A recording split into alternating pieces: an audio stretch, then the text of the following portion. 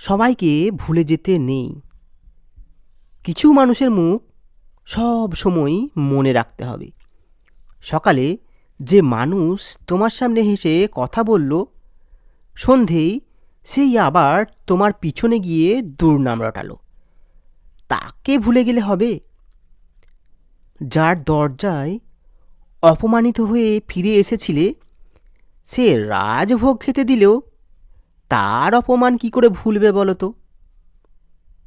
তোমার ক্ষতি করে যে আনন্দ পায়, তার থেকে সদুপদেশ শোনার আগে পুরনো ক্ষতির কথা মনে রাখবে না? আমার মনে হয় কিছু মুখ মনে রাখতে হয়, নিজের জন্য, নিজের ভালো থাকার জন্য, নিজের আত্মসম্মানের জন্য।